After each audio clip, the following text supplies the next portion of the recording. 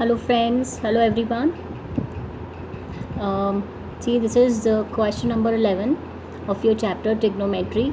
This is the last question of your first exercise 12.1, and this is based on true and false. Means you have to tell whether the statement is true or false, and if it is true and if it is false. In both the cases you have to give the justification also. Means you have to tell why it is true and why it is false. Okay, so the first one is, let's start with this question. First one is, the value of 10a is always less than 1. क्या 10a की value हमेशा 1 से less होती है? This is false. This you should remember always कि जो tangent है, जो 10 है, उसकी जो वैल्यू है वो हमेशा 1 से इन्फिनिटी तक जाता है. ठीक है, अब आप जब नेक्स्ट एक्सरसाइज करेंगे तो आपको और भी क्लियर हो जाएगी ये चीज़. Value of tangent always varies from 1 to infinity. तो ये हमारा स्टेटमेंट गलत हो गया है और ये इसका जस्टिफिकेशन हो गया, रीज़न हो गया. Okay, now the second is your sec A is equals to 12/5 for some value of angle A. अगर क्या ये ऐसा हो सकता है कि सेक ए 12/5 हो जाए? Yes, it is true. और कैसे, देखते हैं. सी, सेक ए हमें क्या मालूम है, 12/5 होता है, that is h upon B. तो मेरा हाइपोटेनस कितना हो गया, 12, और बेस कितना हो गया, 5. अब ज़रा देखते हैं आपका परपेंडिकुलर क्या आता है by Pythagoras theorem. h² is equals to p² plus b². Putting the value, आपके पास p कितना आ जाएगा, √119. इसका मतलब ये पॉसिबल है, तो इट इज़ ट्रू. ठीक है, हमने इसमें निकालने की कोशिश करी क्या हमारे पास h हाइपोटेनस बेस या परपेंडिकुलर आ रहा है, तो वो आ रहा है. It means it is possible, hence it is true. Now third is, cos A is the abbreviation used for cosecant of angle A. क्या हम cos A जो है वो हमारी एक एब्रीवेटेड फॉर्म है cosecant की?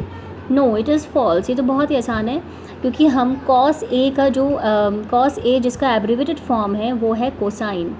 कोसाइन का एब्रीवेटेड फॉर्म है cos. ठीक है, और cosecant का एब्रीवेटेड फॉर्म क्या है, कोसैक. ठीक है, so it is false. Now the fourth statement which is given, cot A is the product of cot and angle A. ये false है. यहाँ पे ध्यान से देखेंगे, जनरली हम लोग क्या सोचते हैं कि cot A लिखा है, अगर cos A लिखा है, इट मीन्स cot और A की मल्टीप्लाई हो रही है. नहीं, हम ये एक ट्रिग्नोमेट्रिक रेशो है और ये उसका एंगल है. यहाँ पे कोई मल्टीप्लिकेशन नहीं हो रहा है. या हम बता रहे हैं कि हम एंगल A को cot की रेशो में लेके चल रहे हैं, cot के ट्रिग्नोमेट्रिक रेशो में लेके चल रहे हैं. So this is false. No, cot and angle A can not be separated, it is one. ये तो सेपरेट हो ही नहीं सकता, दो अलग टर्म्स नहीं हैं. This is the single term cot A, तो ये इसका प्रोडक्ट नहीं हो सकता. This is false. Now the last one is, if sine theta is 4/3 for angle theta. क्या ऐसा हो सकता है? नाउ अब इसमें आप थोड़ी सी कॉमन सेंस लगाएंगे अपनी. अभी तो मैंने फॉल्स लिखा है, पर क्यों? साइन थीटा 4/3 गिवन है, इट मीन्स p/h होगा. एच आपका कितना हो गया, 3, और पी कितना हो गया, 4. यहीं पे ही आपको समझ में आ जाएगा कि ये स्टेटमेंट गलत है, क्योंकि हाइपोटेनस तो सबसे लॉन्गेस्ट साइड होती है और यहाँ पे 3 दे दिया है और परपेंडिकुलर उससे बड़ा दे दिया है. So therefore P is greater than H here, which is wrong. It implies this statement is false. I think this is much clear to you now why some of the statements are true and why some of the statements are false. So remember this, while you are writing your true and false, you should know why it is false and why it is true. So I hope you are able to understand.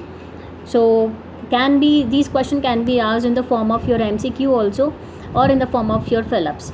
So be prepared yourself for your paper, and be accurate and try to boost up your speed also.